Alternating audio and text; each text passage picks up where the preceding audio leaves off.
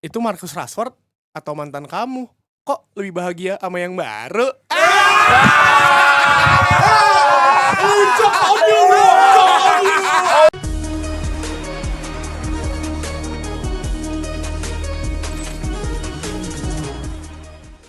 Sebenarnya bukan cuma lebih bahagia ya, tapi lebih produktif juga.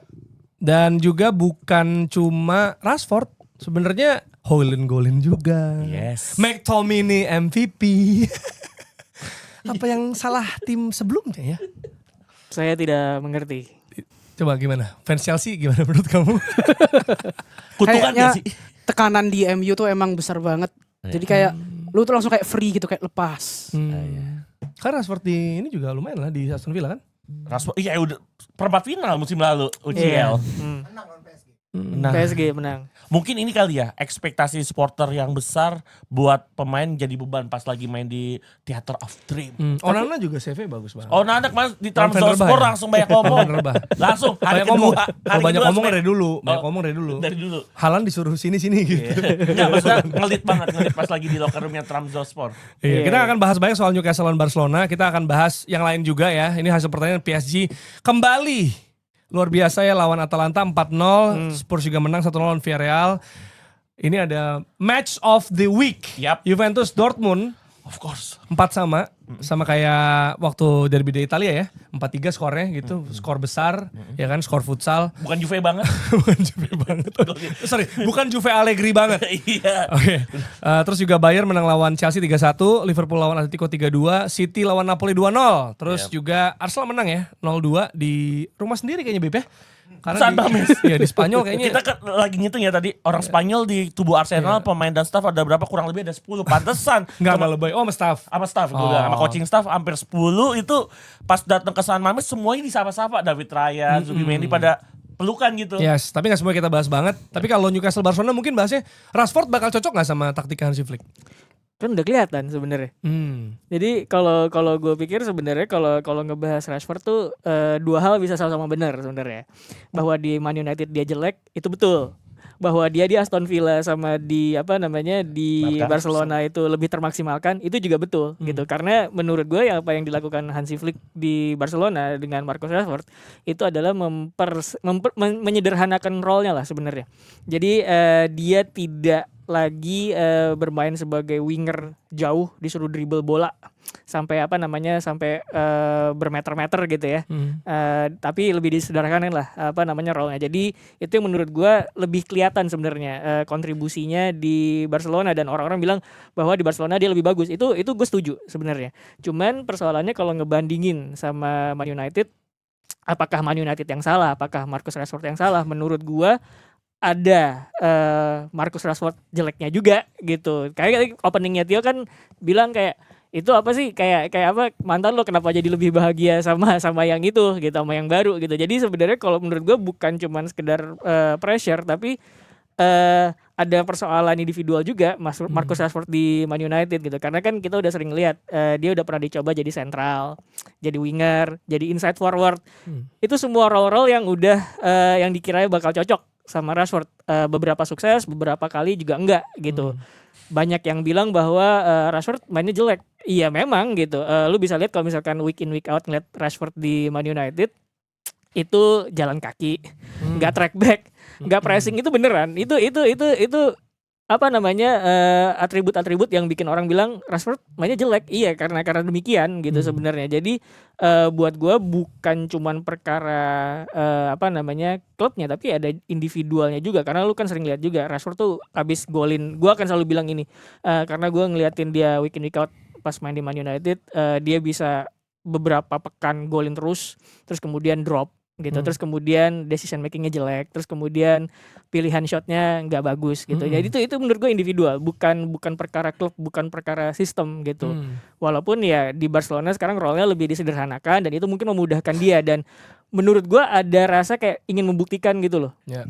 Bahwa gue bisa kok tampil lebih bagus di di klub yang sama-sama besar gitu dan main di Liga Champions, gue bisa nunjukin bahwa gue masih ada gitu. Cuaca lebih hangat juga Betul, seperti alasan betul, Lewandowski kan. Kalau betul. Manchester kan cenderung ya gloomy lah Gloomy seperti gitu kita tahu ya. dan menurut gue tapi yang bisa dikritik adalah kalau misalkan lu pengen membuktikan di klub lain, kenapa lu nggak bisa membuktikan di klub yang Nah, sebenarnya gitu. itu Itu dia. pertanyaan ada juga gitu. Nah, kalau tadi Pak Tio bilang soal mantan ya, katanya lebih bahagia kalau sama yang baru gitu. Tapi jangan lupa mantan juga kadang suka pura-pura bahagia Waduh. sama yang baru. Belum tuh sebahagia itu juga kan. Jadi kita lihat juga nih ntar kayak gimana berjalannya sekonsisten apa dia di sisa Iya. Hansi Flick. Tapi nggak bahas MU banyak-banyak karena nanti di hari Senin juga pasti kita bahas kan. Hasil MU apapun Chelsea. lawan Chelsea nanti pasti kita akan bahas. Cuma ada info soal United sedikit aja. Walaupun tidak bermain di Champions League, revenue yang didapatkan di tahun 2025 adalah 666,5 juta pound sterling. Ya yang kita harus fokus bukan cuma soal banyaknya, tapi 666. Nah, Kayak angka angka setan setan. gitu. Angka setan. Setan merah 666 kok bisa. Mungkin dia mau untung lagi, jangan tahan di situ. Tahan di situ, tapi ada lebihan Itu setengahnya. bukan untung loh, itu revenue. Revenue benar. Oh, Revenue. pendapatan. Ya, bukan profit sih. Tapi jadi dipasin ya. Jangan dulu udah. Sampai sisa 2025 kita gak usah ada pendapatan biar angkanya bagus. Sebenarnya itu kemarin ada yang ngebaca lebih jauh bahwa sebetulnya angka itu baru revenue, bukan berarti Bukan profit. bukan profit Oke, gitu. Cuman apa namanya tetap aja impresif gitu. Ternyata di balik terseok-seoknya mereka masih bisa mengumpulkan duit sebanyak itu gitu. Oke. Tenang, kita gak akan bahas United. Kita akan bahas lawannya ya di weekend nanti, yaitu Chelsea. Wow. Yang kalah pertama kalinya kata fans Chelsea. Akhirnya kalah juga nih Chelsea. Waduh. Ada gitu di timeline gue beberapa. Arogan ya. Akhirnya kalah katanya sama Bayern Munchen. Yep. Untuk itu kita kan ada ini ya fans Chelsea di sini ya. Jadi pertanyaan gue udah pasti dong tentang Chelsea. Gimana Harry Kane? Harry Kane berhasil Kenapa merusak Chelsea? Kok gitu? berhasil merusak organisasi pertahanannya Chelsea kata gue. Jadi kalau gue nyimpulinnya sebenarnya ini tuh kayak ya tamparan keras buat Chelsea dari pemain, pelatih, board. Kalau dibahas satu-satu mulai dari pemain ya, lu sebagai pemain lu nggak bisa bikin blunder di Liga Champion. Ya lu lihat lah dari gol pertama yang Chalobah on goal lah. Ya. Kedua si Caicedo bikin penalti. Ketiga si Gusto yang blunder operannya. Passing ya. Assist, Back pass. assist. Back pass tuh. Back pass. Awalnya back pass. Dan itu udah jadi problemnya Gusto dari match-match sebelumnya Hitungannya dari assist musim dulu ya? lalu. Itu kan- tapi nggak dikasih. Tapi itu buat asis loh. Asis itu. Iya, Pak. iya. Gusto. Iya. Iya dia makanya mix performance kan. Dia asis Palmer tapi dia asis ke Harry Kane juga. Iya, ya Gusto itu adalah player yang bagus nyerang dan jelek secara bertahan. Tapi menurut gue ini loh si Vincent Kompany mungkin ngelihat juga bagaimana kadang-kadang pemainnya Chelsea itu kalau misalkan lu di press secara man to man secara agresif itu prone untuk bikin error sebenarnya. Dan dia ngincernya ke pemain-pemain yang memang punya Iya. masalah itu. Iya. Jadi menurut gue bukan cuman jadi kayak sebab akibat gitu loh. Yep. Bahwa Chelsea bikin error di pertandingan tersebut itu benar. Tapi kenapa sampai bisa bikin error itu juga bisa dibedah gitu. Dan menurut gue itu karena si Vincent Kompany emang maksa buat pemain-pemain Chelsea untuk bikin kesalahan. Caranya gimana? Itu tadi gue bilang. Dia coba man to man pressing itu gitu, dan yang di pressing itu yang tadi kayak dibilang Nabil gitu, ini kayaknya satu atau dua pemain ini prone untuk bikin kesalahan. Ya kita coba itu, dan gua ngelihat Bayern itu agak, dia kan sebenarnya musim lalu udah mereka coba tuh pas lagi lawan Barcelona, mereka coba untuk ngepres daerah sayap kan sebenarnya. Nah itu yang bikin Chelsea itu agak kagok gitu. Nah dari situ mereka menang teritori, menang bola, terus kemudian bikin Chelsea bikin error gitu. Iya, kalau tadi ya ngomentarin soal Harry Kane gimana Bip? Lo ada pendapat karena Harry Kane di Bayern dibanding Harry Kane di Spurs gitu. Terutama soal bagaimana dia going deep dan juga masuk di sistem ya. Ya kalau ngelihat Harry Kane di FC Bayern ya memang secara kualitas Harry Kane kualitasnya kalau kita bicara angka ya selalu di atas 8,5 ya secara performance. Di mungkin kalau kita bisa bandingin kalau di Spurs juga kan kedalaman skuadnya juga nggak sebagus dari FC Bayern. FC Bayern aja punya Mikel Olise masih ada dan sebagainya, pemain-pemain yang berkualitas di lapis keduanya yang benar-benar bisa memanjakan seorang Harry Kane. Itu kan memang sesuatu yang sudah diinginkan oleh Harry Kane, beda kayak zamannya dia di Spurs, mungkin dia cuma butuh support dari Son Heung-min, tapi kali ini dari Bayern supportnya lebih banyak lagi. Penyerang kayak Harry Kane sih menurut gua bakal panjang usianya. Kalau ngelihat dulu suksesornya, ingat Luca Toni ketika datang ke FC Bayern usianya udah 29 tahun tapi bisa jadi kapokanan Neri di bahasanya apa ya kalau Torri Sako. Oh itu di Di Bundesliga. Bundesliga. Toriega Konik. Iya, Thor kan kalau Thor Iya. gol ya, Iya. cetak gol terbanyak. Sama dia best player gak sih tahun lalu? Best player Bundesliga ya kalau gak salah ya? Iya. Harry Kane juga ya? Harry Kane juga Gila kan ya. top skor ya. Ya, pokoknya Top score gua- sama Gurasi ya kalau gak Iya, salah. pokoknya golnya banyak sekali dan menurut gua semakin mendapatkan support yang banyak dan itu akan semakin membuat Harry Kane menambah pundi-pundi golnya walaupun usianya mungkin saat ini udah 32 tahun ya. Iya Iya, sih. iya. Dan kalau kita ngelihat sebenarnya kemampuan ball seedingnya lebih bagus dan dia tuh sebenarnya yang pas Caicedo agak sloppy ya kemarin defense-nya juga dia sebenarnya cerdik juga tuh. Dia agak ngejatuhin badan juga, Iya, agak dimiringin posisinya supaya that's a foul gitu ya. Emang itu penalti gitu kan. Clear Dan foul. bener. Dan gua kemarin sempat baca, gue lupa ya, Guardian atau apa gitu ya. Ada sebuah kalimat yang menurut gua bagus banget, dia bilang Chelsea pressed the self-destruct button twice.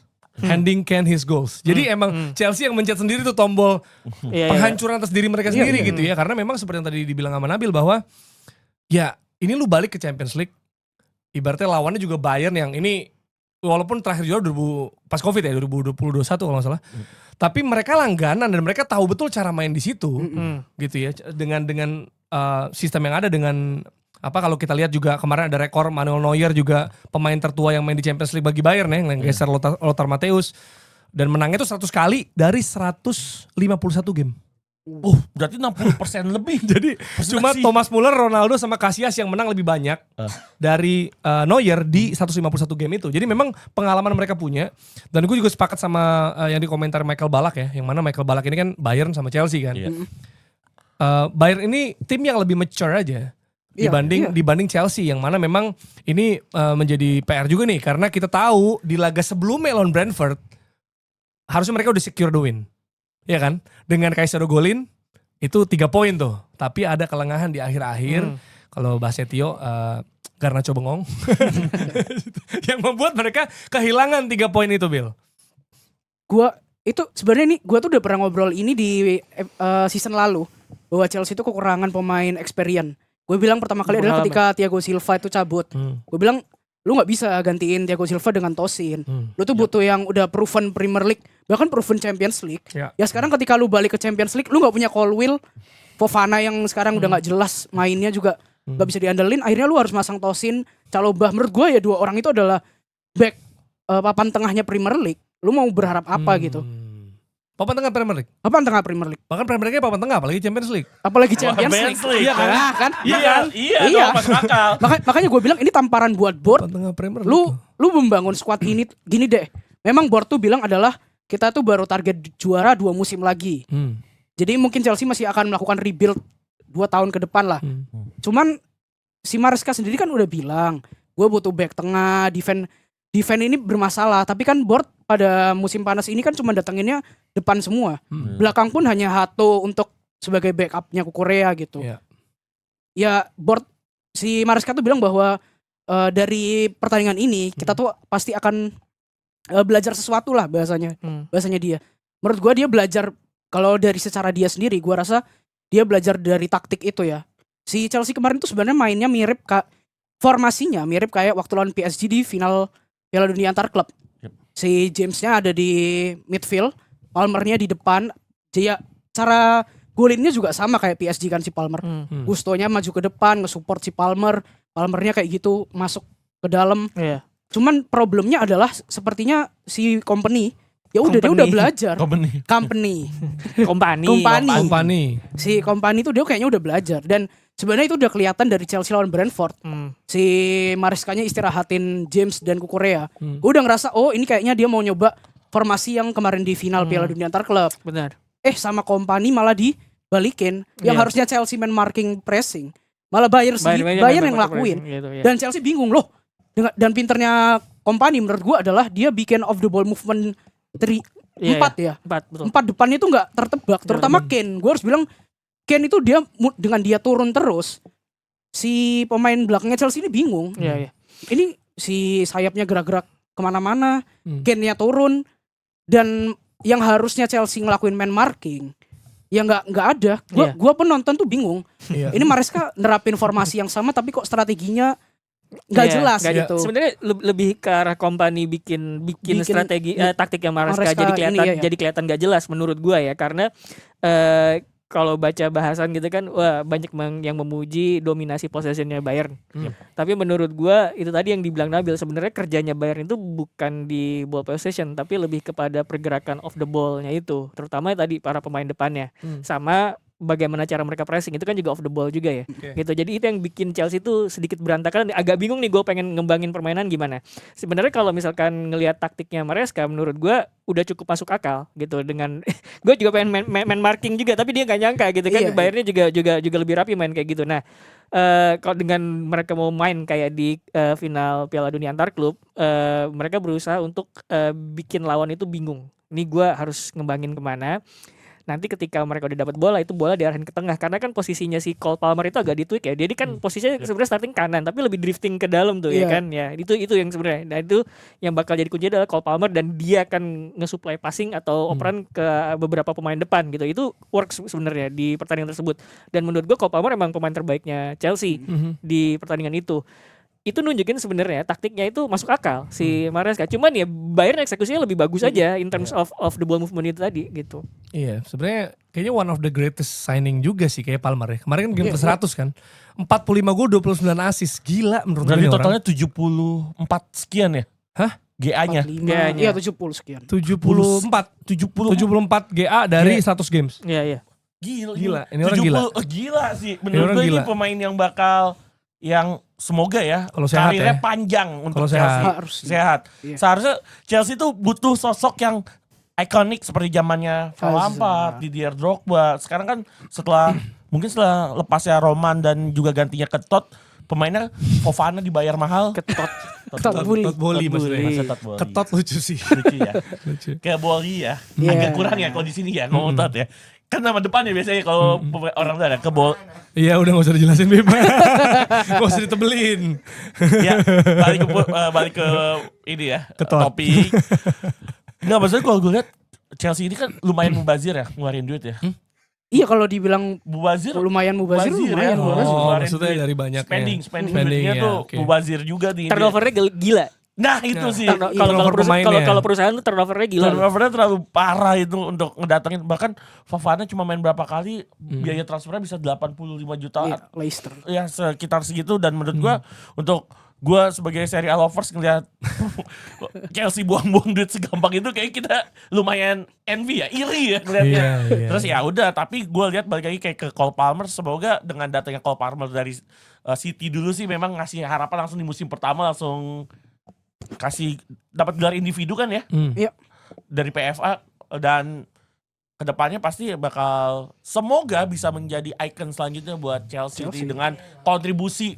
Ada doanya. Ada doanya. Ya, bagus buat Chelsea. Bagus soalnya Iya, Cole iya, Palmer iya. ini. Ya dan juga sebenarnya kalau gue lihat ya kemarin dari game lawan Bayern mungkin ada kekurang nyaman dari Reece James karena ditaruh di mungkin midfield juga karena Iya, Gusto yang di tengah. kanan. Iya, gitu. sebenarnya itu tuh hanya untuk mensupport Palmer biar bisa masuk. Iya, Sehingga Oh, dia serangan ini kan dia yang menangin duel terus dia ngasih Iya, ke depan kan. iya. Nah walaupun di proses golnya itu ada kejadian Jonathan Tah melanggar Joe Pedro yang diteriak-teriakin sama Enzo Maresca sampai dia dapat kartu kuning. Bahkan statementnya setelah kelar pertandingan ya, dia bilang katanya kalau untuk biar wasit ngasih kartu merah dia harus lihat ada hidung yang berdarah. Harus ada berdarah lah. You have to see your blood. Gitu. Jadi itu yang terjadi dan Kompany merespon juga dengan mengganti Tah dengan Kim Min Jae. karena merasa udah kuning gitu tapi merah gak menurut lu? Atau pelanggaran gitu sebenarnya? Ada wasit, gue lupa wasit Mark siapa gitu, dia bilang mantan wasit Premier League. Clattenburg? Iya, Mark Clattenburg. Ya, dia bilang bahwa aturan law of the game-nya itu udah berubah. Sekarang tuh intensi kejadian kayak Jonathan Tah itu kan sebenarnya juga ada tarik-tarikan jersey. Nah itu tuh udah nggak bisa dianggap sebagai kartu merah dan ditambah si Pedro itu tidak dalam kondisi dia itu akan dapat bola yang dimana bisa jadi gol. Dokso Jadi- berarti nggak dapet. Oh Dokso belakang kan? Untuk belakang enggak, Bukan lebih Dokso. ke karena si kejadian Pedro ini tidak akan mempengaruhi proses terjadinya gol karena dia nggak ada kemungkinan untuk dapat bola kan kecil banget di situ. Iya. Makanya wasit cuma bisa ngasih kuning karena Kecuali di Lorenzo Cahalan. Itu Ya, Dokso baru ya. kan? Denial Nah. of goal scoring opportunity. karena dia Orang nggak ada terakhir. opportunity-nya sama sekali Pedro. Jadi wasit cuma bisa kasih kartu kuning doang. Oke. Oke. Tapi intinya tadi ya selain kurang dewasa juga emang company ini punya juga pemain-pemain yang emang klinis aja gitu. Kalau Harry Kane lo blunder selesai sama dia kan. Iya. Dan juga Olise apa Olise ngomong? Rolis. Olis ya, main Olis juga.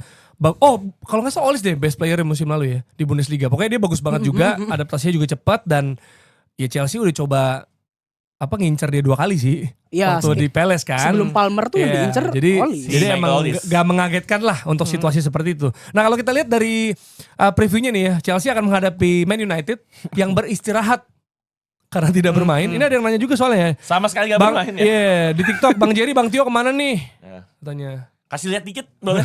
Man, ada request. Nih. Slot kesini kalau TikTok ya. Nah, Ada kerja bantuin Sir Jim Ratcliffe buat mengevaluasi. Kagak nonton Liga Champions buat apa? iya. Mengevaluasi Amorim setelah lawan Chelsea. Tapi gimana? Lawan Chelsea United nih sebelahan nih. Tapi duel nih. Gimana? sebenarnya dengan jarak seminggu itu yang diharapin adalah lu mematangkan skema kan sebenarnya. Cuman skemanya itu apakah Skema yang mana?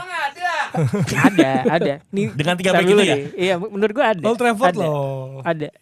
Perkara skemanya itu benar atau enggak itu baru pertanyaan berikutnya. Ada apa enggak? Ada gitu. Cuman menurut gua Chelsea agak sedikit diuntungin karena udah lebih pakem semenjak musim kemarin. Jadi kalau menurut gue ketika kita bicarain apakah jarak istirahat itu menguntungkan atau enggak, bisa jadi enggak gitu. Karena ya semakin lu nyetel dengan pakem lo, ya udah lu udah terbiasa gitu.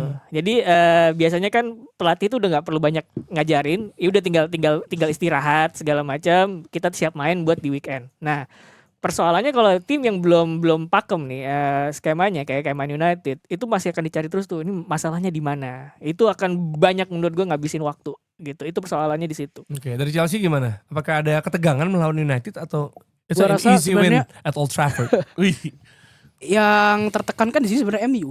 Iya, Ya, betul, Amorim betul, terutama. betul. terutama ya. sepakat. Kalau gua Tapi Chelsea habis ngerasa kalah gak tertekan menurut lo?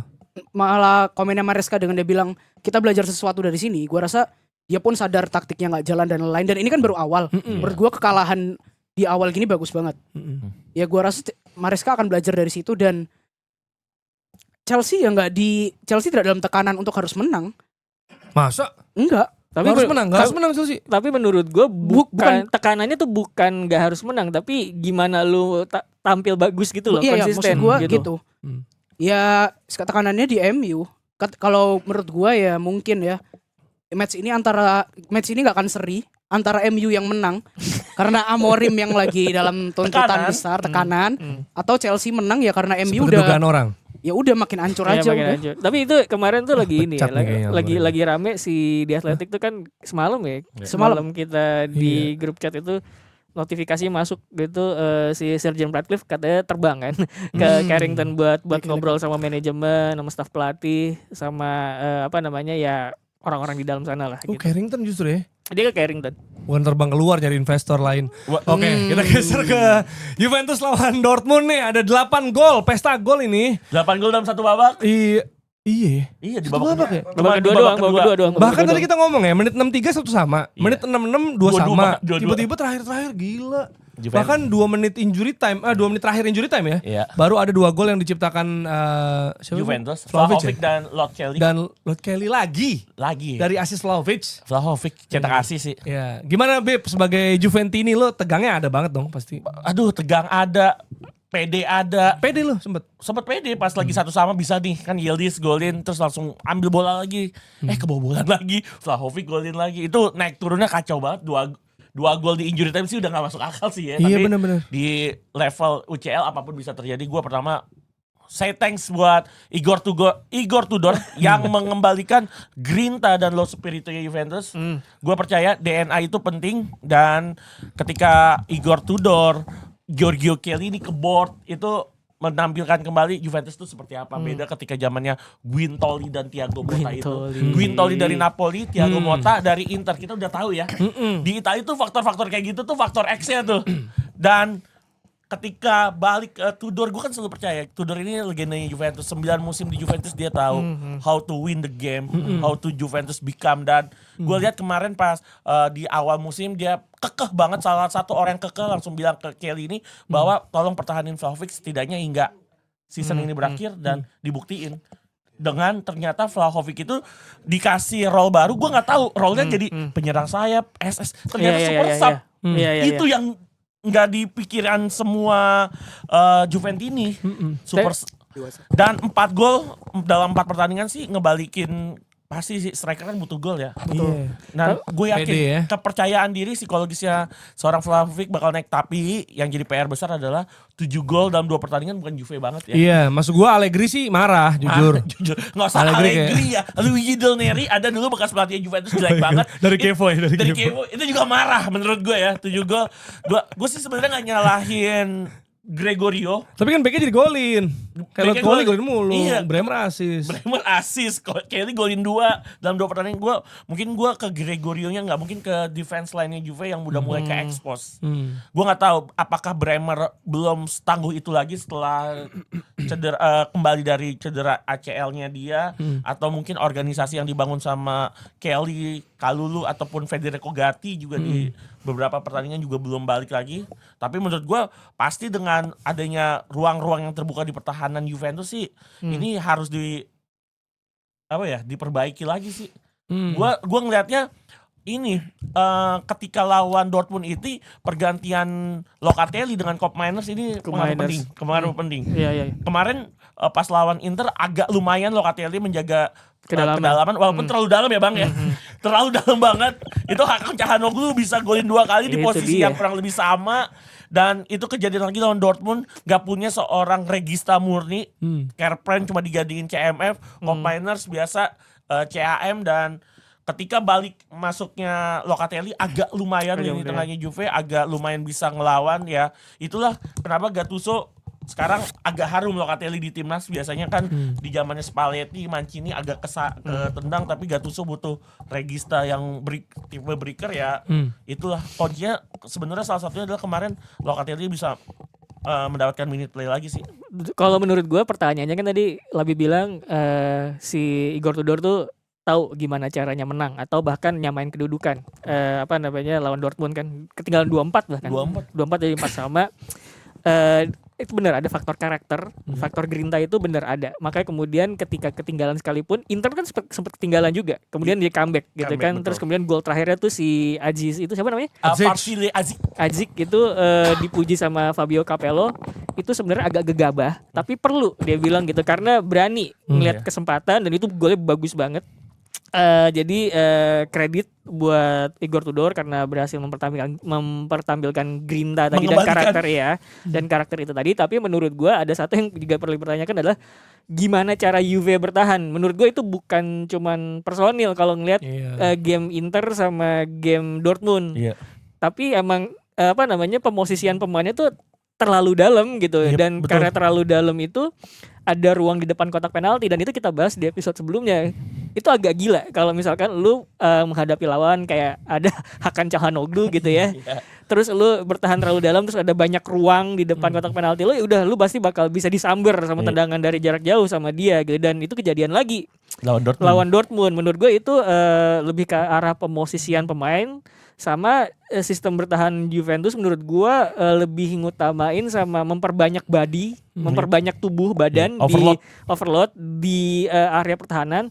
Tapi statis bukan yang lu berusaha ngepres secara compact gitu ya, atau kemudian kalau ada satu pemain pergi ada yang nutup ruang gitu. Jadi lawan nggak nyaman gitu loh nguasain bola di sekitar pertahanan mereka. Tapi mereka cukup ya udah naruh badan doang tapi pasif gitu. Dan itu yang dimanfaatin nama lawan untuk nyapak bola dari luar kotak penalti gitu. Karena ini ya yang hidup bukan cuma Grinta tapi slogan Vino alla fine.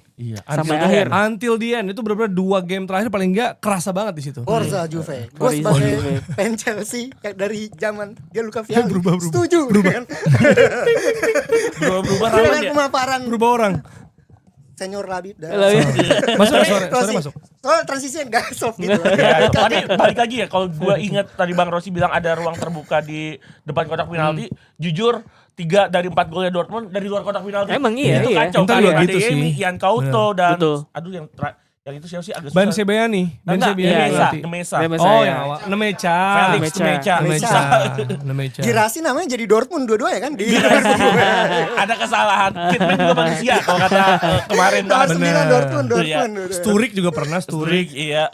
Ya Aduh, kan? oh, balik Rafael lagi. Laver Sturridge. Balik lagi kayak gitu Beckham sih. juga pernah salah tuh. Beckham kayaknya nggak ada. Iya, apa H-nya apa ya? Kebalik. Pokoknya ada lah, iya. Aduh.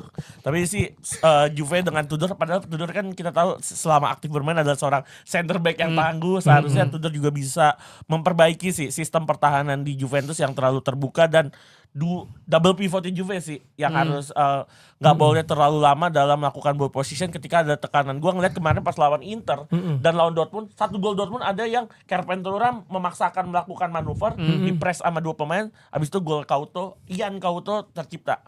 Iya, padahal mereka juga, maksudnya Juve mungkin memang PR-nya defense ya, karena Yes. penyerangnya gokil. Opsinya Vlahovic, Milik, Yildiz. Openda, David. Yildiz ya, Iya, itu iya, kan iya, depannya Best juga gila. player dari Turki kalau kata Hakan Çalhanoğlu. Bukan Guler, Bukan Arda. Bukan gue. Zegrova bakal jadi Zegrova. lumayan. bukan Guler. Bukan Hakan abang-abangan yang ngomong. Tapi kalau Valid ya, valid ya. Kalau kata beliau Waldo. Arda Güler udah abang-abangan. Allah, Wah gila. Orang nomor 10 aja gak jadi dapet. Iya. Udah dikirimin sama Modric, udah difoto. Nih kayak udah wah ini gue nih buat gue nih.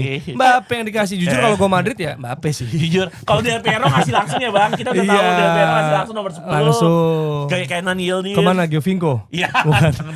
Fakta serunya lagi, Lampir Yildiz lagi. ternyata satu sekolah sama Adeyemi. Emang iya? Abang Iya, Ade, Karim. Abang Adeyemi Kas. kelas 10, dia kelas 5. Salah, ternyata kelas Oh.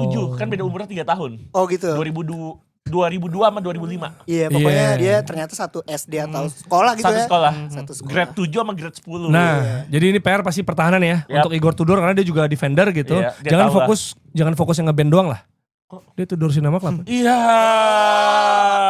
Waldo. banget deh kamu. Kesukaannya Waldo kan. Kesukaannya Waldo. Kesukaan Yang Waldo. suka di setel di Ya. sini. Dan juga Inter menang lawan Ajax ya. Iya, Ya, yes. Inter menang lawan Ajax 2-0 lah itu dari Dengan cara yang sama. dengan cara yang sama Turam yang menurut gua ya buat yang bilang set piece gitu doang itu enggak gitu doang Nggak. gila. Dan yang Itu ngasih pasti asis juga dilatih. Çalhanoğlu dari Iya. outswing gitu. Iya, maksudnya itu pasti Bola swing ya? dilatih Iya. berkali-kali loh maksud gua. Pasti. Turam Pasti, bisa milih klasen ya, Iya, klasen yang ya lebih pendek lah gitu Iya. ya untuk bisa dibattlein sama gue inget kayak waktu Nottingham Forest waktu Milankovic. Hah? Milankovic tuh Milih yang lebih milihnya Licha Martinez. Itu berarti iya. Ya maksudnya itu pasti dia latih Iya, lah. Tapi pasti emang ada yang dipantau. percaya itu spontanitas gitu di lapangan apa Ya yang pasti kan terjadi? kayak service Ngitung, FC ngitung, bisa ngitung. doang. Pemain gitu. bola ketika di lapangan itu pasti bisa ngitung siapa yang bisa. Pasti. Si Enggak, maksud gua fans ada gitu yang wah ini spontan gitu. Enggak, lebih ke set piece doang.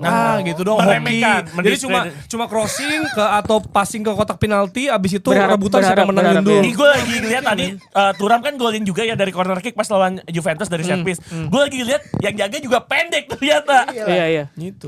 Milih match up lah. Milih match Iya, up pasti benar. milih match up gitu Milih ya. match up. Yang Dan- si Milinkovic yang kasusnya Licha itu sebenarnya itu switch kan. Jadi awalnya tuh si Milinkovic itu di marking siapa, tapi Delik kalau kemudian nggak salah iya ya terus kemudian mereka switch. Iya. Jadi kemudian yang dihadapi Mismatch. malah Licha ya gitu. Jadi Iya. itu bukan kebetulan tapi lebih kayak kapan nih gua harus switch lawan gitu. Iya. Karena apa ya, krusial banget loh sekarang cara set piece. Iya. Jadi buat yang biasa suka meremehkan set piece ya, terutama yang misalnya ada set piece doang di Arsenal nih. Nggak Jangan lupa Van Dijk golnya dari set piece. Oh, ya. Dan 3 laga terakhir Liverpool yang mereka menang, tiga-tiganya Itu dari itu set piece. dari set piece. Bukan cuma lihat gol ya. Iya. Soboslai, Szoboszlai. Salah dan Van Van Dijk. Dijk. Jadi memang itu penting sekali dan sekarang kita bisa aja bilang Liverpool set piece FC. Oh, waduh. Ya dong, paling nggak 3 game terakhir kan, bukan cuma lihat gol Harus FC kan. diingat juga pelatih Jadi set itu piece ya bukan- Arsenal jadi lawannya Indonesia. Way over. Iya, ditarik ke Arab Saudi Di kan. dari Arab Gila, Saudi gila, pusing, main pusing. sama Hervé Renard. Aduh, pusing. Ntar mismatch dia ya kan. Ntar sama Eliano Renders. Udah ketemu aja nih alasannya. Aduh. Udah nemu alasan. Ya, secara fisik kan ya. Tapi itulah ya, kita lihat lagi-lagi Liverpool. Untuk kelima kalinya. Secara beruntun. Yep. Ya kan? Let goal. Let goals. Jadi semuanya. Di atas 80 plus Di ke atas 83. 83 ke atas. Bahkan kalau ditarik lebih panjang lagi. Ya. Dari 8 second half goalsnya Liverpool. Itu 6 diantaranya di atas menit 88. Ya, Wow. Si Kompas tuh kayaknya udah bikin istilah Gila. Arne time deh. Hah? Kompas Arnold tuh, Time. iya, Arnold Time. Kompas tuh udah bikin bukan istilah. Vergi Time Arnold lagi ya. Lawannya Vergi Time. Kerja-kerja media emang Iya. tuh bikin istilah Iya, kayak iya, gitu. iya, iya. Biar seru, biar seru. Drama Karena- itu penting. Ya karena kalau slot time ntar di take down. Iya. Jerry pernah pengalaman. Iya. Lo Jerry kalau pernah ngomong, pengalaman. lo ngomong di Reels atau di TikTok slot time. Kelar. Slot jago di take down. Itu nggak usah TikTok. Jadi postingannya Ini aja Instagram apa? box to Logo box bola. sponsor. Iya, iya. Logo Jadi- caption, take down. Jadi kami tuh sempat bikin judul dengan nama slot. Ya Arnold slot kan. Iya. Itu kemudian Slot machine di, ya, di take bilangnya. down, Iya. gambarnya di take down nama Automatic. Instagram Otomatis gitu. tuh. Iya, dan Oh, dia ada menurut keyword ya. dan menurut gue kayaknya ini algoritma goblok banget. Nggak bisa ngerti konteks ya. Out of context. Bener. Komedi. Iya, Kan atau slot- iya bisa jadi itu mungkin ada aturan ya dari pemerintah sini bahwa Slot. semua yang ini ya slot Berbau berbau slot. itu. Ya enggak dong, lu harus pinter juga ngeliat konteks. Iya. Tapi judul dibiarin. Itu aneh. Live demo nggak boleh. Aduh. TikTok Judol ada boleh. live. Judol boleh. Ini Komen judul masih ada loh. kita diserang terus nih. Gak Iya. cuma kita ya, banyak Banyak, banget tiba-tiba. Banyak. Malaka Project. Nggak, sekarang Iya, dia ada ini juga variasinya. Yang judul itu ada kayak menitnya. 0047 Apa apa? sih? Jadi kesannya Apa sih? itu kan yang apa bagusnya gitu kan biasanya buat dilihat highlight. Tapi gitulah. Yang jelas ada old cliche yang bilang 2-0 is the most dangerous lead in football. Itu benar-benar dimaknai juga oleh Liverpool karena mereka nyaris kehilangan keunggulan itu. 6 menit loh itu. 6 menit udah langsung 2-0 2-0. sebelum Isak berfungsi. Ya jadi dia masih adaptasi. James Bond gak? James Bond gak? Tiba-tiba 0-0 7. Belum, 6. belum. Belum. Langsung OTW. 2 salah sama Robertson yang mana sebenarnya Robertson deflect juga sih, tapi golnya buat dia oke. Tapi hampir kehilangan 3 poin itu gara-gara 2 sama. Iya. Iya, iya. Oleh seseorang yang punya anjing namanya Anfield ya. Lorente. Marcos Llorente. Oh iya. Marcus kan? Lorente. 4 dari 7 golnya Lorente itu selama karirnya di Anfield. Oh Iya, iya, sebelum- selama Champions League. Iya. Oh sama Champions Ada di League. Champions League. Laga sebelum Covid yang Atletico menang itu dia juga golin yang Golin berantakan juga. itu. Itu yang 3-2 kan? Iya. Iya, Marcus. Yang dia menang kan? Iya. Iya, anjingnya namanya Atletico menang. Anfield. Anjingnya namanya Anfield. Tapi ya kita lihat lagi-lagi late goals. Gimana? Ada komentar soal late goals yang secara konsisten nih sih kayaknya bukan hoki ya. Kalau udah konsisten banget. Sebenarnya late goals itu tidak akan diselebrasikan kalau misalkan Liverpool itu tidak kewalahan dalam hal defending. Jadi sebenarnya Iya. lu bisa ngeliat ini dari dua sisi. Pertama, kalau late goals itu adalah menunjukkan bahwa Liverpool ini akan selalu punya cara untuk creating chances. Yang mana itu bagus gitu. Karena itu bakal bisa bail out lo dari situasi terburuk sekalipun gitu. Di sisi lain, lu berarti kan lu ketemu situasi terburuk hampir sepanjang waktu dalam beberapa pekan terakhir. Iya. Ya itu karena ya lu defendingnya nih agak khawatir gini. Jadi kalau menurut gua sebagai tim yang jatuhnya contender ya di Premier League atau di Champions League, ya lu mau nggak mau di mana sekarang makin fine margin kan, even set piece itu fine margin kan ya. Itu jadi krusial banget. Hal-hal kayak membenahi pertahanan itu tetap penting gitu. Jadi Iya. jangan sampai lu berharap bahwa ya nggak apa-apa sih gol di menit akhir yang penting menang gitu, tampil bagus terus menang gitu.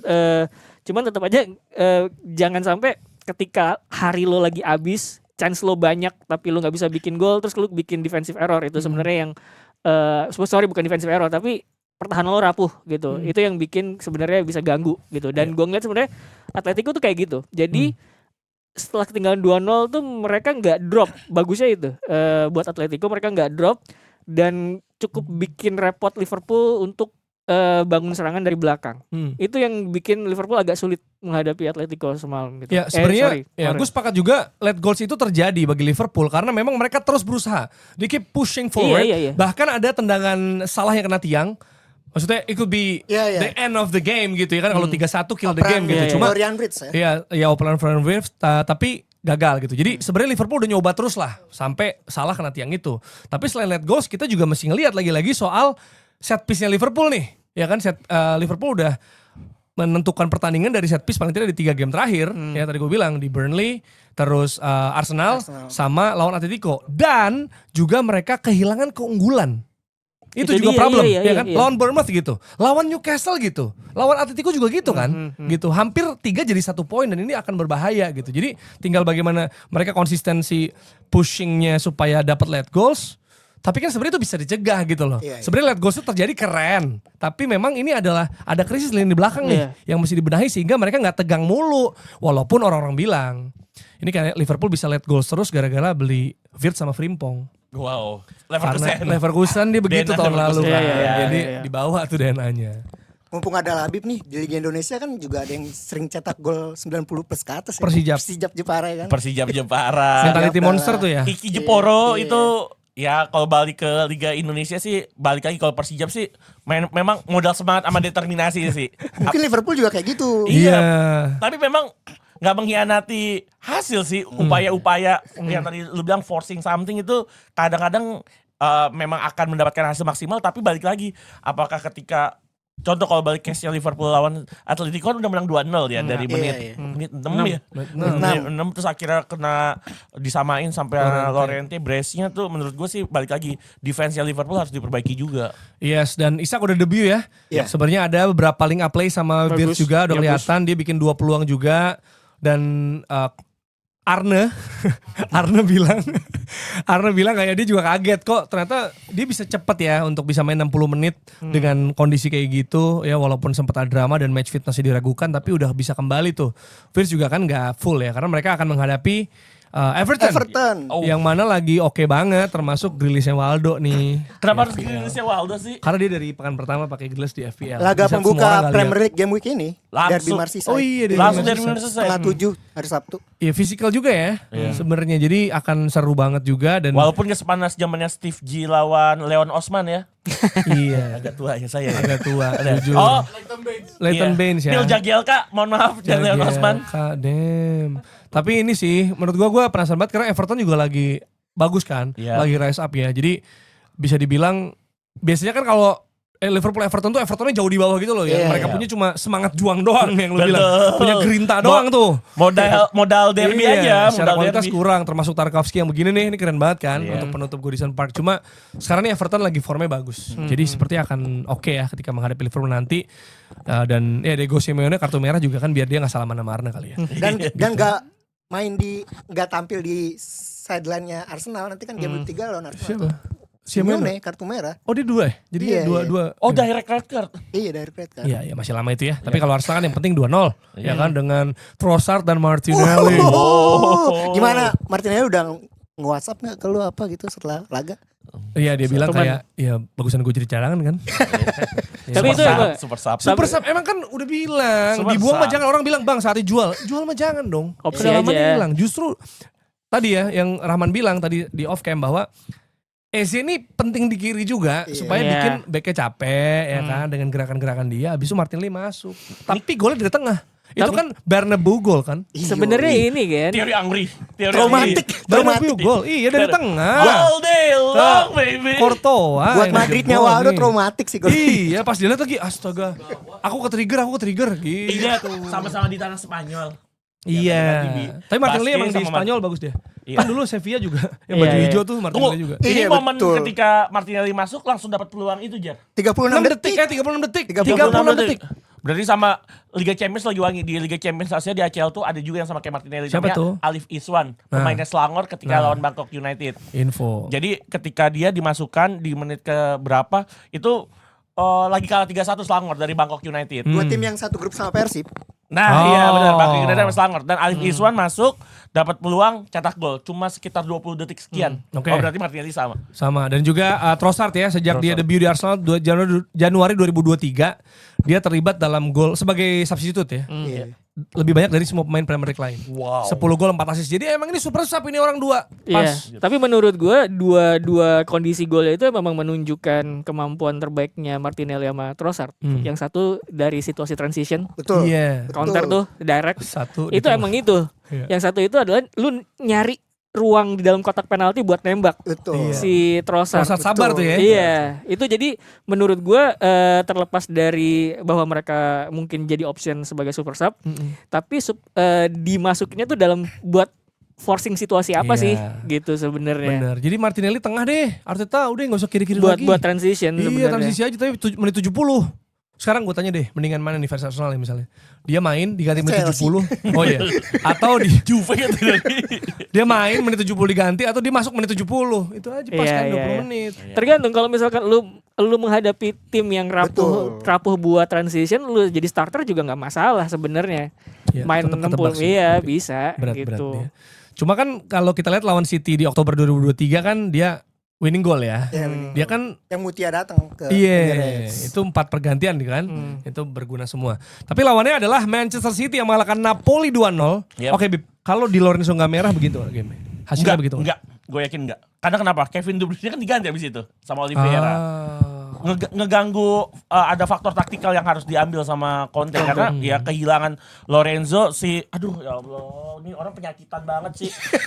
sebagai tifosi Sebagai Italia. tifosi Italia. Italia, ini gue nggak tahu dia punya foto telanjangnya Spalletti, mungkin Antonio Conte, ini selalu pemain dimainin mulu. Giovanni Lorenzo. Euro champion loh. Oke, ketika Euro emang dia bagus banget sama Spinazzola mainnya di kanan sama kiri kan. Tapi setelah Euro 2021 kayaknya udah abis deh masanya Giovanni. Dan gue nggak tahu lagi kemarin ngambil sekali. Gue rasa ketika dilepas Erling Haaland masih ada Vanja, aduh gue mau ngomong Sergi lagi, takut salah. Vanja Milinkovic. Vanja Milinkovic-Savic. Menurut gue itu masih dapat Vanja karena Vanja udah langsung melakukan cover juga terhadap Langsung upaya. maju ya? Langsung maju di situ. Belum tuh jadi gol itu. Belum tentu jadi gol. Kalau pinter sih harusnya jangan diambil. Padahal kapten juga lagi. Ini kayak pemain muda gue lihat. Apa yang dilakukan salah banget masih menit 21. Jadi menurut gue ketika itu yang ngebuat titik balik, titik turunnya Napoli yang harus ditekan sepanjang laga. Ya walaupun Haaland sama Doku gacor banget sih. Gacor. Golnya Gua harusnya harus lebih dari 2 sih. 50 gol dari 49 laga. tercepat meraihnya Gila. setelah Nistelrooy. Nistelrooy, Messi, Lewandowski, Mbappe, Nistelrooy berapa? Benzema, 55? Ronaldo. 62. 62, Messi 66, lewat Monster. 77. Wah gila, Ronaldo 91 loh. Tapi ini yang menarik ini ya, kalau ngebahas City Arsenal tadi yang lu kasih lihat itu ini ya, yang kita bahas sebelum rekaman. Iya. Ada artikel di Athletic adalah pertanyaannya menarik di judulnya tuh. Apakah Pep dan Arteta itu saling mengcopy Yes. satu sama lain? Atau mereka juga beradaptasi dengan pelatih-pelatih lain gitu. Iya, di Premier League terutama di Premier ya. League ya. Makanya kemudian menurut gua ini menarik karena obrolan soal taktik itu menurut gue emang bukan perkara benar apa salah Ya. gitu, tapi lu ngeliat spektrum gitu. Kenapa gue bilang bukan benar apa salah? Karena belakangan tuh beberapa tahun terakhir lah, kalau ada pelatih itu tidak menerapkan sebuah positional system yang saklek gitu ya, yang rigid, itu pasti akan banyak kritiknya. Harusnya posisinya di sini, pemainnya harusnya di sini. Padahal makin kesini tuh pelatih tuh makin banyak yang ngasih kebebasan lebih ke pemain gitu. Iraola di Bournemouth gitu. Dan menurut gue Pep Guardiola tuh udah mulai kayak gitu loh sebenarnya. Jadi walaupun dia ada positional system tapi kebebasan pemain udah mulai dikasih. Jadi jangan heran kalau misalkan City tiba-tiba menang bukan karena sistem tapi individual brilliance gitu. Arteta juga kayaknya sih mulai ngarah ke situ juga tuh. Ada tuh sistemnya kayak gitu. Dan gue inget komennya Iraola tuh dia bilang nggak masalah main posisional, tapi kalau misalkan lu udah nggak dapet ruang, make something happen. Coba dribble lebih banyak biar pemain ketarik dan ruang kebuka tembak. Itu jadi ada dorongan untuk pemain itu untuk lebih mencoba gitu ketimbang saklek gitu. Nah makanya menurut gue ketika mulai banyak banget orang mungkin nggak salah sih bilang bahwa harusnya taktik itu begini atau begitu gitu, ini benar atau salah, menurut gue harus lebih di apa namanya ya diversifikasi pembahasan ya menurut gue ya. Bahwa ini tuh spektrum sebenarnya, bukan berarti kalau misalkan sebuah tim nggak main posisional rigid itu salah gitu. Gue mau potong tapi argumen Mas Rossi bukan kue ulang tahun jadi nggak enak. Kenapa itu? Daging ya? Karena daging. Argumennya Jangan. jangan kayak kue dipotong maksudnya. Oh, Menurut gue Karena kan ditiup bisa juga. bagaimanapun taktik itu tetap perihal bener atau salah sih. Bisa jadi bener kalau itu Iya. menghasilkan menang. Jadi salah kalau itu kalah. sebenarnya Itu menurut gua. menurut gue karena gini, buat gue kenapa bukan benar atau salah, karena baik pelatih itu akan punya filosofinya sendiri-sendiri gitu loh. Benar atau salah bakal jadi berbeda kalau misalkan kayak kemarin contohnya, lu ngapain sih mainin Ugarte, udah jelas dia nggak bisa bertarung di lini tengah gitu Ya. misalnya, tapi pelatihnya bilang, loh gue butuh pemain yang secara karakter untuk coverage gitu. Di latihan dia oke, tapi kalau misalkan di apa namanya di lapangan kemudian itu tidak bekerja, ya itu berarti eksekusi gitu. Jadi kalau menurut gue takutnya adalah benar atau salah, jadi menyepelekan bagaimana proses thinkingnya pelatih untuk sampai ke kesimpulan tersebut gitu loh. Padahal itu sebenarnya sesuatu yang bisa diuji gitu. Jadi itu ada back and forth di situ, dan menurut gue akan ada permainan persepsi, bukan benar apa salah lagi gitu. Iya, dan gue juga mau nambahin ya, yang tadi gue baca juga itu soal copying each other antara Pep Guardiola sama Arteta. Pasti awalnya memang Arteta lah yang cenderung mengcopy apa yang sudah dilakukan oleh Iya, bisa bilang seniornya gitu ya. Kita tahu dia juga asistennya Pep. Terus juga Mantan dari pemain Arsene Wenger. mantan pemain Arsene Wenger, dan memang ini apa ya, ide Pep di beberapa situasi memang dipraktekkan ya dengan cara yang berbeda, bahkan rekrut pemainnya juga ya langsung dari City seperti Zinchenko dan Gabriel Jesus. Oke, Gabriel Jesus bisa bermain a false nine ya kan, waktu itu sebelum ada Haaland. Zinchenko ini bisa ada fullback yang invert gitu kan, udah mulai kelihatan tuh kebutuhannya. Oh, Miles Kelly juga jadinya tipenya seperti itu. Terus butuh main dari bawah nih, David Raya ya kan. Pep juga punya itu dari Ederson kan waktu itu. Dan juga bahkan mungkin banyak yang menganggap kayak si Eze ini cenderung dari dribble mau jadi ball retainer yang lebih bisa keeping ball seperti Jack Grealish ketika harapannya waktu itu didatangkan dari Aston Villa gitu ya. Dan sekarang Zubimendi jelas dia cadangannya Rodri di timnas Spanyol gitu kan. Bahkan strikernya ya yang gue bilang juga kan, Gyökeres ini kayak Haaland sebenarnya, walaupun ya KW-nya baru KW-nya. Iya kan? Mas Tio udah cabut sih Iya ini. kan, jujur maksudnya tipenya tuh petarung. Betul. Tipenya tuh flat track bully gitu loh, kayak kalau Physical ini presence-nya kuat. wah, iya presence-nya kuat, physical presence bisa jadi decoy juga gitu. Jadi Dribble itu yang speed-nya ada. dribble speed ada, finishing juga punya sebenarnya. Jadi itu yang dilihat gitu. Dan di sisi lain, Pep juga sekarang hire set piece coach namanya James French. Ya itu kayak Arsenal yang punya Nikola Jover yang sekarang dipunya Arab juga. Terus juga dia hire Pep Linders itu ya. Dia former asistennya Liverpool dan Klopp. Dan ini memang terlihat paling nggak lawan United bahwa Pep mau punya opsi main quick transition. Iya. Ya, biar lawan sit back abis itu counter atau bisa main direct gitu kan. Dan dipengaruhi juga pelatih-pelatih yang ada di Premier League yang kerap menyusahkan tim-tim tradisional, tim-tim besar gitu. Kita tahu De Zerbi punya Inviting the press. Iya, inviting the press, dia punya build up juga mainnya gitu ya, dan naif sih kalau dia kan ya, offense.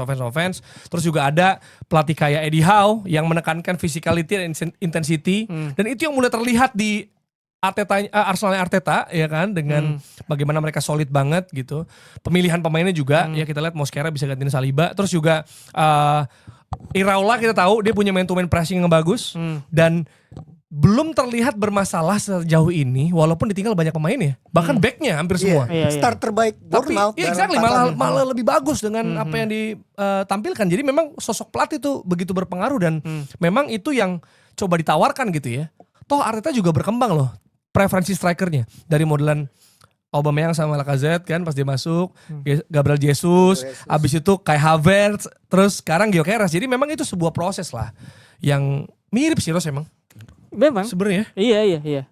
Jadi itu yang terjadi. Nah, kalau sekarang juga kalau mau main direct ya, Guardiola punya Oet Nuri sama Ryan Cherki. Itu udah sebenarnya udah dia Arteta lakuin. punya Madueke sama Eze. Madueke iya.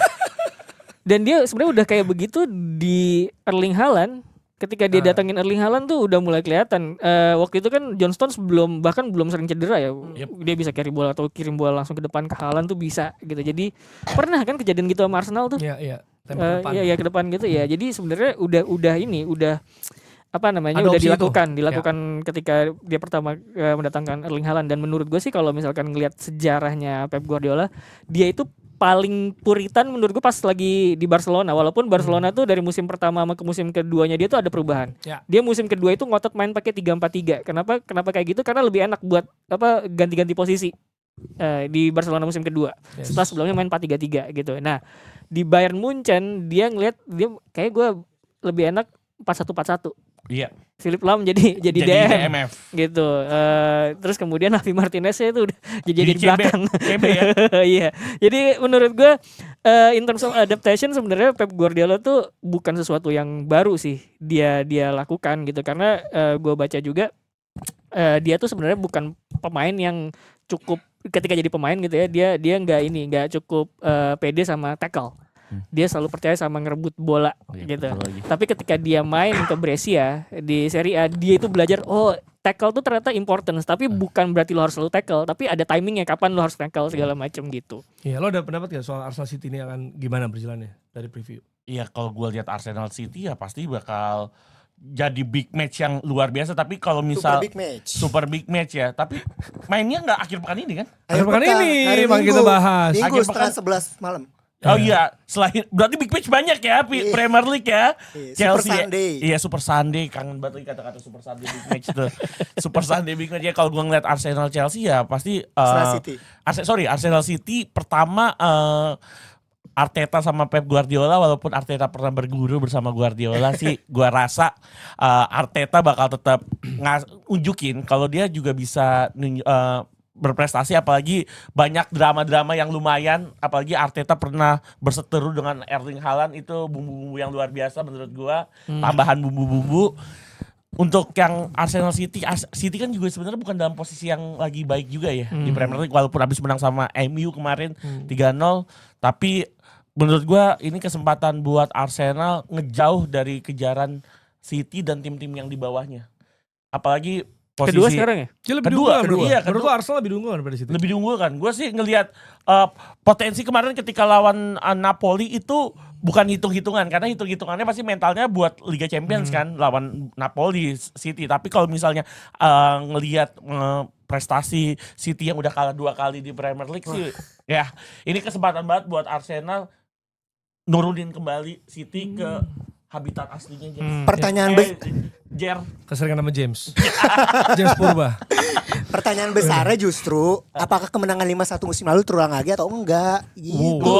Ya, lu yakin menang juga? Lu yakin? Sebagai fans Chelsea paling Ribut lagi. Mas gimana lu ngerasa Arsenal? Enggak. Apaan Kalau juga? gue sih merasa, gue dikit ya, Arsenal sedikit lebih klik untuk Premier League. Iya. harus diinget juga City kan baru main kemarin tuh. Ya, Istirahat belum istirahat jeda lebih istirahat panjang kan, Arsenal. Walaupun dia dari Spanyol ya, dari utara Spanyol ke Inggris lagi balik lagi. In terms of going pragmatic gitu ya, adaptasi Arsenal tuh udah melakukannya dari musim kemarin gitu. City tuh spektrumnya ke arah pragmatis tuh mulai kelihatan baru musim ini. Musim kemarin tuh masih inilah pol-polan ofensif menurut gua gitu. Oke. Jadi kalau Arsenal misalkan lebih ngeliat itu, diunggulkan? gue ngeliat Arsenal. Waduh, takut ngejinx juga. Gue gak usah komentar ya. Ya, Enggak. Bahkan Udah. 3 dari 4 analis di sini ngejagonya Arsenal. Karena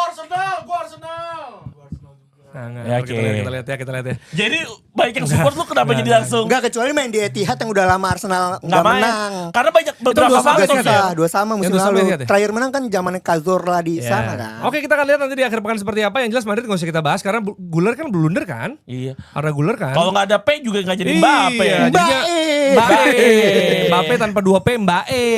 Kata Cuma gue kasihan Waldo. juga sih sama fans Real Madrid. Kenapa? Kena mocking Afif mulu jadinya. Iya, sama ya itu kan Xabi bilang, Tapi iya Xabi Alonso bilang katanya Arda Güler itu blunder karena dia melakukan sentuhan paling banyak kedua setelah Tchouaméni. betul. Jadi banyak nyentuh bola, banyak kesalahan. kehilangan potensi bola. kesalahan. Oh, Lawan siapa Madrid minggu ini? lawan siapa Madrid? Enggak, besok. ini weekend. enggak tahu. Ah, jangan- kalau nggak salah lah. Astaga, fans Madrid nomor 1 Faktor. Indonesia nggak tahu. Astaga, astagfirullah. Enggak, gue tahu. Lawan siapa? Spanyol. Kok ragu sih fans Madrid nomor 1 di Indonesia? Merendah Gila nih orang. biar nggak terlalu Iya. Madrid banget. mainnya di Bernabeu apa di Luis Compiègne? Bernabeu. Oh, di Bernabeu. Tapi pertanyaannya kan Arda Güler kalau Jude balik dia masih main nggak? Nah, itu.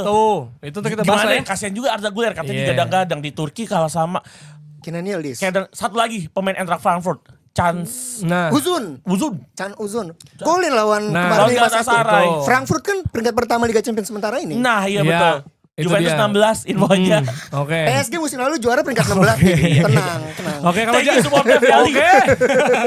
Kalau jadwal lihat sendiri ya, nanti di box-box akan ngepost. Pasti. Ada juga tips FPL, termasuk ada paling bawah Waldo Pro Tips. Nah, itu Waduh. yang paling bener harus dicek ya. Mahal sih. Pro Nanti. sih mahal. Itu. Grealish triple captain. Bener. Dan juga ada update Kanjuruhan. Ini Arema Persib main sore hari ya. Betul. Hari Senin Senin. sore, Senin sore dong. Karena Persib kemarin baru main di Liga Champions Asia, Europa Ya, League. ini kayak juga gitu. nih orang lagi main, lagi siaran nonton. Enggak, ini Gila. kestel. Nggak, Gila. Dia kebiasaannya emang kayak Orang gitu deh. ngobrol nonton. Oke itu volley. Iya. Apa itu? Lu Lapangan respect dong Bayangkara. temen-temen gue yang ngomong nih. Bayangkara Gua Persik dengerin. kan? Bayangkara Iya, Persik. lanjut, Enggak, Los. ini biar bikin gue semangat aja nih. Bayangkara Enggak, Persik kan? lu gak respect lo. Jadi Arema Persib tentu saja masih belum boleh ada penonton tandang. Jadi Iya. Persib nggak boleh datang ke Malang. Terus ini manajer bisnis Arema, Munif Bagaskara ini ngomenin kenapa kemarin penontonnya di Kanjuruhan itu nggak sampai 800 berapa ya? Iya lawan Dewa United. Iya, Saat lawan Dewa nggak sampai 1000. Tapi dia bilang ini kayak lawan Persib kemungkinan ada peningkatan Iya. karena pemesanan tiketnya udah mulai rame. Dia bilang Iya. kayak gitu. Kan big match juga. Ya. Terus juga pasti yang kalau bicara UED, supporter Indonesia semakin dilarang semakin ditebas Ya. aturannya. Tebas tackle bebas kan? Iya. Oke. Apalagi Oke. makin bersahabat kan Arema Persib. Iya. Oke. Kita akan lihat nanti di hari episode hari Senin siapa yang akan tertawa atau akan suram nih karena ada fans Chelsea di sini, fans MU di sini, Juve fans dong, Juve. Arsenal Chelsea, juga. Chelsea. Juve Verona. Fans Chelsea, Juve Chelsea. ya dan juga City belum ada. Ada kan? Ada kan? Gotta Fans- make ada kan fans City? Blue Day. Ada. Chelsea.